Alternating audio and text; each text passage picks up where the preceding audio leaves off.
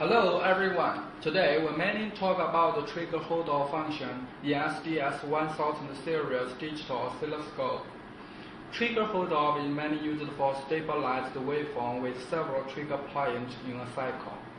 It needs to increase the data time artificially in order to stabilize the waveform, to make the trigger not triggered in a period of time, so as to one cycle, one trigger only, which can stabilize the whole waveform on screen display. Here we take SDS1204 CFL for example.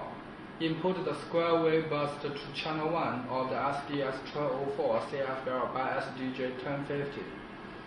Set the square frequency to 1 kHz. Set the amplitude to 5 EPP.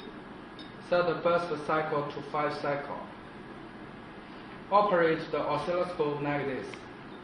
Choose the type to earth. Choose the source to channel 1. Choose the slope to right. Choose the mode to auto.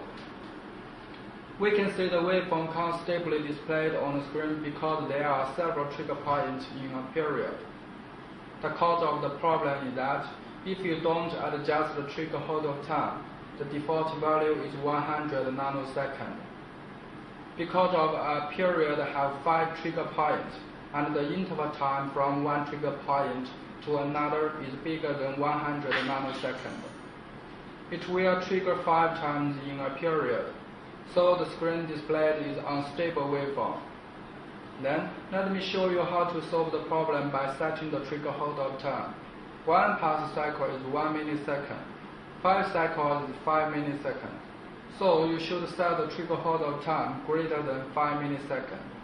Press setup and press hold off. Adjust the hold off time to greater than 5 milliseconds by the universal clock. Then the waveform displayed on the screen stably. Thanks for your watching.